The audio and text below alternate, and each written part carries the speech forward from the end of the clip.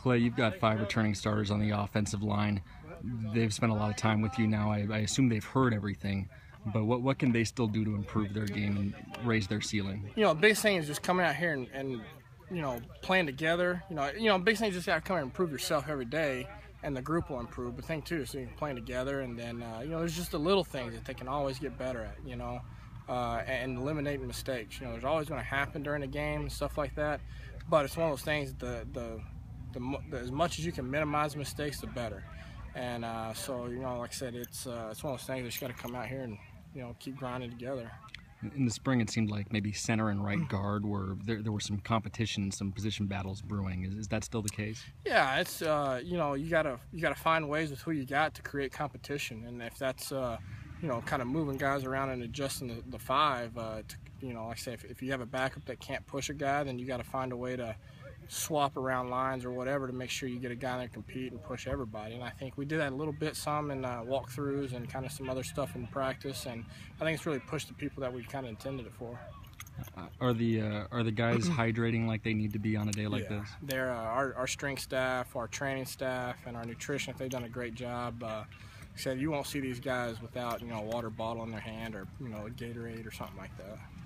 What excites you about the crop of incoming freshman offensive linemen? Well, just talent. It's one of those things. They're big kids with talent, and they're already pretty good players. Coming in from high school, and it's just getting to develop them, make them great players. And like I said, the sky's the limit for those kids that came in. So I'm anxious to see them get through a full year of developing in football players, and also getting through and developing in the weight room as well. But they're all really good kids. They're all motivated kids, and I expect big things from them. Cedric Biggie Durans would not be one of the smaller guys on an NFL offensive line right now. Yeah. How big could he get? I don't know. I mean, it's one of those things you can't ever tell. I mean, he's already a very big human being, but it's one of those things that he could grow another inch. I don't from a weight standpoint, it's just more about putting on more muscle. He's already heavy enough to play. It's just about changing his body, and he's not a fat kid or nothing like that. It's one of those things that he can just get. It's kind of look at the Joe Dahl syndrome. I mean, when he came from a freshman, and you took a picture then, take a picture of him now. It's pretty substantial, the change he's gone through. When you came, I think Joe Dahl was already on campus, but in kind of flux as a walk-on. When did you kind of notice that he might be a guy that could play more than a walk-on could? Well, he sat out that first spring, and then when we got him in two-a-days, obviously he was over there with the scout team, but we'd have him in drills and one-on-one periods, and we're just Coach Leach and myself, we were watching and thinking, man, this kid's pretty good. Yeah. And we were trying to do everything we could to figure out a way to get him a waiver to get him eligible to play that year, because we needed all the help we could get. Sure. And but obviously he had to sit, and then so we had we had some hope that he's going to be a good player. And then that following spring, he came in and really competed hard and pushed the starters, and obviously he became a starter right in that period. And from then on, he's just gotten better and better and better.